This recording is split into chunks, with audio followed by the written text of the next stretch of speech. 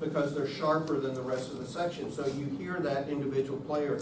It's not uniform. So as you're working your ensembles, you want to be sure that there's a good sense of homogeneity. There's a good cohesion of the sound, so it's homogeneous. Just a nice, really warm blanket of sound with no individuals sticking out. So everything is well matched and well balanced. So blend is a little bit of a different issue. You want to be sure that you're teaching your students to listen and match in sections, family, and the ensemble. And just demonstrate poor blend. Just like this demonstrates poor balance, demonstrate poor blend by having a trumpet player play too loud or a horn player. And so the students recognize, oh, now I know what you're talking about. Because so often I think, it's crystal clear to us, but the student, blend, what does that mean? So what did you notice? Oh, I could hear Julie more today than normal. Okay, was that good? No, it didn't really sound good. So demonstrate that to them, but have your ear and your eye on this idea of blend. It's all under the umbrella of sound. Instrumentation considerations. This is a challenge. This is where it gets a little tricky. If you have a challenge with your instrumentation, I don't think there is a problem having your students play cues. I think some careful editing can help. You need to do what you need to do to help the ensemble be as successful as possible. Maybe use a keyboard bass. I know our bass instruments is where a lot of bands run into trouble. I do quite a bit of judging in Canada, and those bands are really, they're quite challenged. A lot of them only rehearse one day a week, and they don't have great instrumentation, so they often use an electric bass, and sometimes truly an electric bass, or sometimes keyboard. If you need to do that, you need to do what you need to do to have that nice bass voice. You want to be sure it's not obvious. I put the amp more toward the back of the band so it pushes through rather than on the side. But be creative. I don't know how many of you have a perfect instrumentation, but most groups do not. And you're having to make some kind of compromise. Of course, the idea of trying to start beginning band classes with instrumentation in mind, that's important. It's a challenge because when I was teaching, everyone wanted to play saxophone, and so you kind of have to massage that a little bit. I know in Hillshoe, we were lucky. We had great kids. I had one kid, it seemed like he could play every instrument at a really high level. Percussion and marching season, Cisneros. That's amazing, I can remember that. Jimmy Cisneros was his name. Amazing saxophone player. He learned how to play tuba for us. We needed tuba in concert band. I'm sure you have those students, and sometimes just getting them some lessons and some help. But if you don't have a decent instrumentation to work with, it gets really difficult to achieve a good sound. But I will also say what you have is what you have. And let's say your lowest voice is trombone, then that's your number 4 voice, and that's what you're going to blend to. You can't say, well, I just don't have the instrumentation, so whatever happens, happens. You still have to nurture that sound. So it's what we have. And but do what you can to positively affect the instrumentation. I would also avoid selecting music that requires instruments that you don't have. When I'm judging, there are so many options of fine pieces of music. Why are you selecting the chaconne from the first suite in E flat? You don't have a tuba. Why are you doing that? I mean, I could tell you story after story after story. That just wasn't a great choice. So be careful. If you're limited, then and something's not cross-cued, if it can't be successful, then don't select the piece. Switching students, do that with care though. I think that takes a high level of commitment. You can frustrate a student and just say, here's a bassoon, go learn it.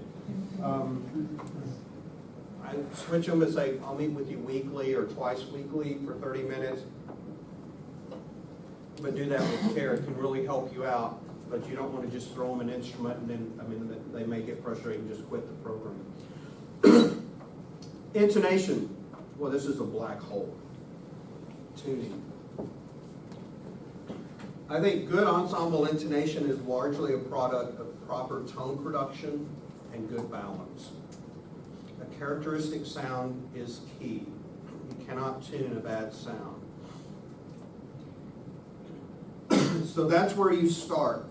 You can, maybe it's this idea of hiding, but you can mask a lot of intonation problems if you have good balance in your ensemble.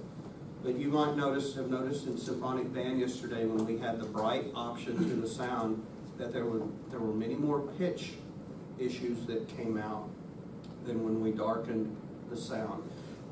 So I would approach intonation.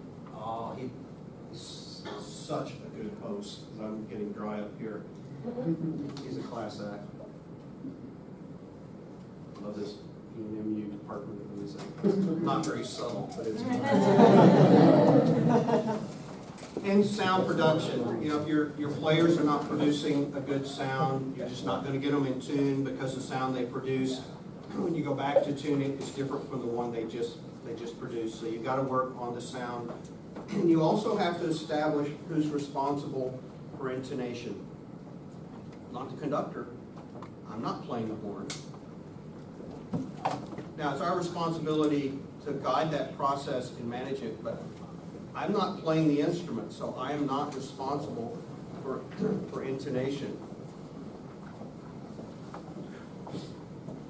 We also have to teach in-tuneness. What does it sound like to be in tune? It's like, what does it sound like when we have a good balance to the band? Well, let's see what it sounds like when it's really bad. So we do this. Oh, do you hear a difference here? Yeah. What does it sound like when we have bad blend? Well, let's hear that.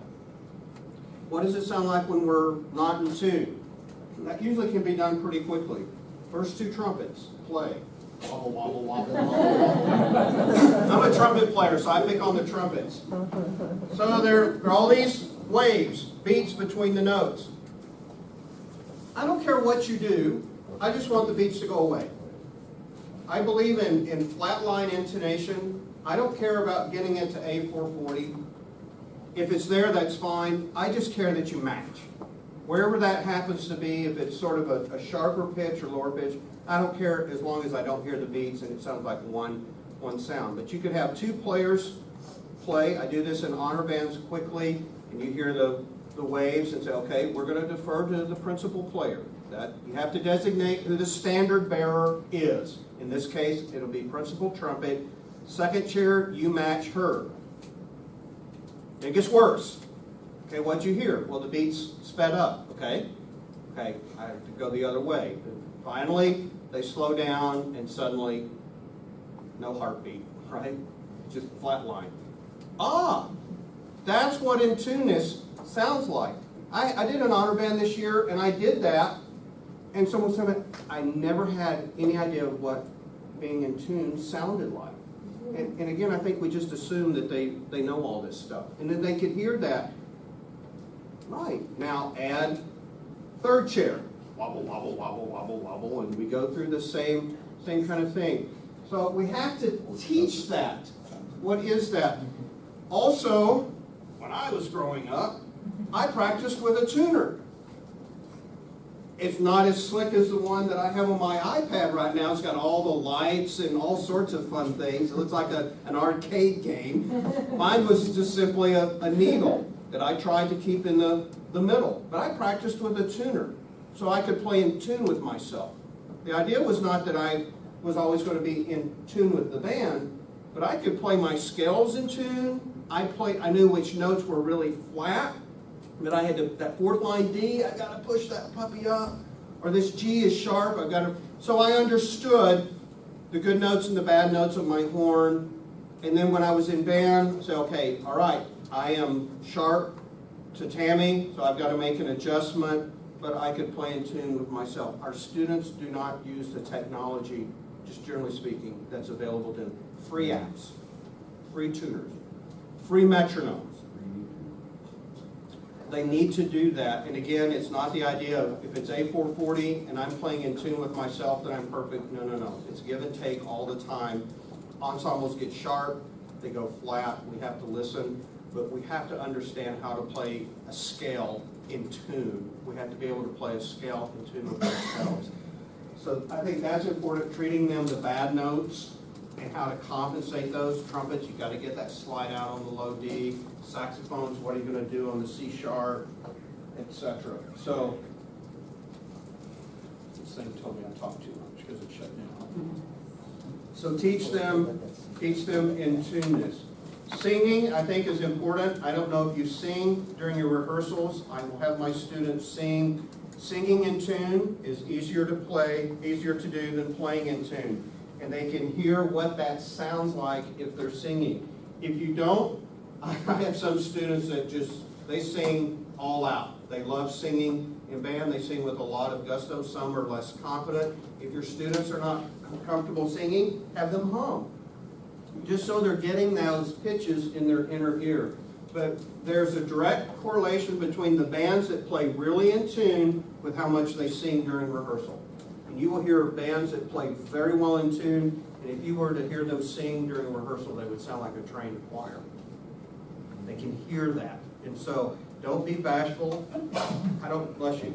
I don't know that I'd turn my band rehearsal into a choir rehearsal, but I would do it enough where they could start relating singing, hearing in tune, and then playing. We sing chords, sing the tonic, sing the fifth, sing the third. What are you having to do? Match that. We do all sorts of things just to get them to listen differently. Tune from the bottom up in the band. Again, I kind of go back to the Macbeth principle there. Most of the work I do is from the bottom up, balancing bottom up, tuning bottom up. So the tubas are the standard bearer in my group. They've got to be in tune, and we tune the entire band from them. If they're running a little sharp, that's where we tune. So I like approaching that from the bottom up. The bands that I hear that work from the top up, they achieve, it's a bright sound, and it's a very different quality of sound. They tend not to play in tune as much. I heard one warm-up in a festival recently. The band comes out on stage and they get to play a few minutes. So you imagine playing a scale in a round. We'll all start with group 4, the bass voices. Then we add group 3, according to your chart. Group 3 will fit their sound inside of group 4. Do not outplay group 4. Group 2 comes in, so we're just making a pyramid. Well, this band came out in the festival, so they started with group 1, the highs. And then the mid-ranges, and then the low. Well, which sound dominated, even when the bass voices came in? It was like, why are you doing this? What we don't need is any excuse to get our sound brighter. And it was this bright, thin treble. So as a part of a comment, I heard this during your warm-up. Why don't you try that the other way around? Because it doesn't work. It doesn't work if you start with the highs and then add your basses. It works the other way. So you want to work from the bottom up. Use a tuner. I still use a tuner when I practice my trumpet. I don't always like what it's telling me, but it's very honest. It doesn't lie. It's like a metronome. Sometimes my metronome rushes, and sometimes it drags, but I think it's telling the truth. I think working with a drone is important. I don't do much work with my students. Okay, play your G, play your G. I do a little bit. I think we approach tuning within a context. So we're working a chord, or maybe we're matching against a drone. That's such an effective technique. And we have, again, technology to help us where we might set up a drone and the students can work a scale against a drone, or you can do it in your own ensembles where you have an F and you can play a concert F scale against that drone, and the students have to adjust pitches. So putting our intonation work in a context like that is important, but I think drone work, especially in a private lesson situation or small group, works quite nicely. I'd be insistent about having students work with a tuner. When I was teaching high school, I had a requirement of a once weekly, I had a tuning chart. It was basically the concert F scale, chromatic in 2 octaves. They had to get with a tuning partner, and we actually had the Peterson dial tuners. I go that far back, where they had the different dials. So the students would just find a time to come in with a tuning partner. It would take about 15 minutes. One student would play through the note, the other one would make a finger sharp on that note, and they'd work until they would figure out how to make the adjustment. Then the next person would do it, so the students were aware of their tuning tendencies, and they were coming in using the school-owned tuners. Now they can do that very conveniently, very easy. They need to play in tune with themselves. And I also encourage you to think, we think of intonation much too often vertically. And this is something I've tried to do more of in rehearsal, where yes, we think of pitch vertically, we're trying to get octaves in tune, we're trying to get trumpets in tune with the tubas and things like that, or we're trying to get this chord in tune. But I've been much more insistent with my students to play scales, to play horizontally in tune.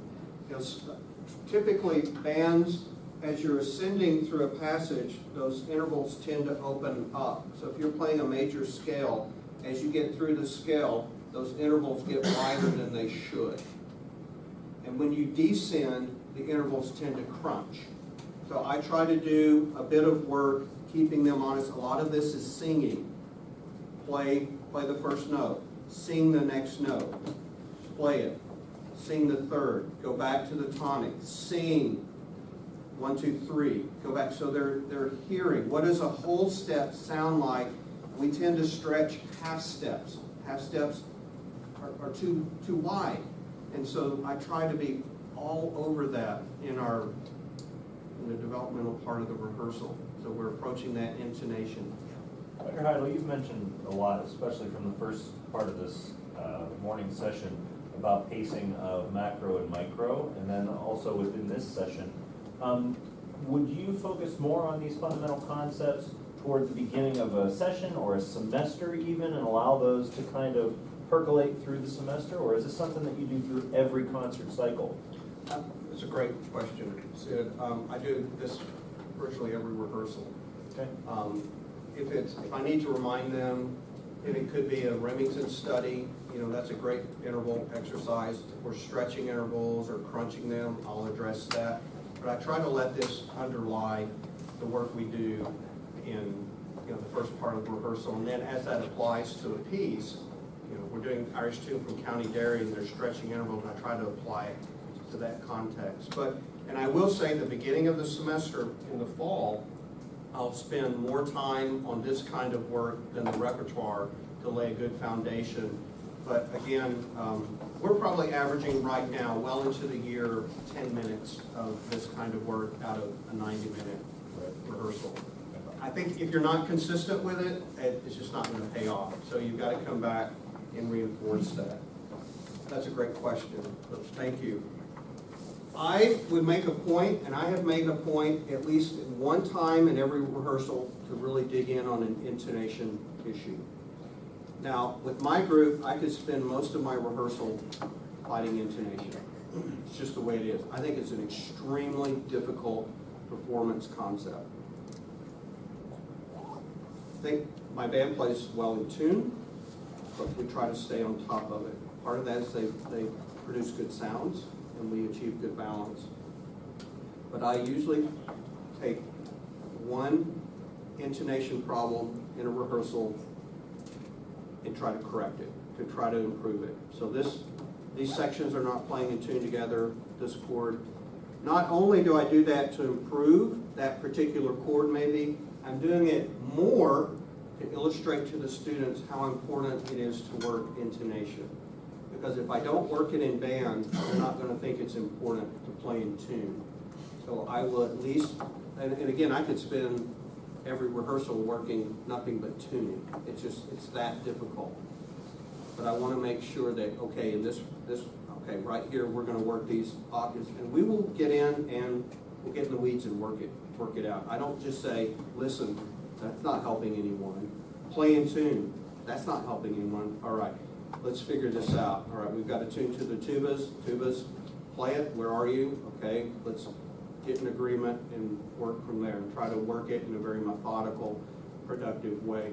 But if you don't address intonation at all, your students won't either. And so you've got to find a way to keep that in front of them to be sure they understand it is important. And it is important to play in tune. Bands do not play in tune. I'll tell you another festival story, and this is, we should just do trade stories sometime. But I was judging a festival in Chicago, so there was a band, not from the Southwest or the Midwest, Southeast came in. So they set up to play, and every student had a tuner on their stand and an attachment to their instrument. You've probably seen these in the catalog. Maybe you use them, I don't know. I've seen them advertised. But okay. So every kid, all the wires and everything. So they start, and kids are looking at their tuners, whatever it was going on. So they play their program. It's the most out-of-tune band that I'd heard of the day. And I was just as livid outside of myself as I could get, for many reasons. Number one, the director was not teaching in tuneness. I know they weren't listening. They were simply watching. I've got to get the dial pegged right in the middle. I'm sorry, major chords don't tune when everyone is in tune. The third has to be lowered, the fifth has to be raised in a major chord. And then are they watching the conductor? Is there any kind of interaction musically there? No, they're watching their little dial trying to get it in tune. It was just, see, I'm getting worked up about this. You should have heard my tape. But what are you doing? No, and this is why. Have the kid take that home and do that at home on their scales and their music? Absolutely. That's golden, but not like that. And so, like I said, I've seen and I've heard just about everything, but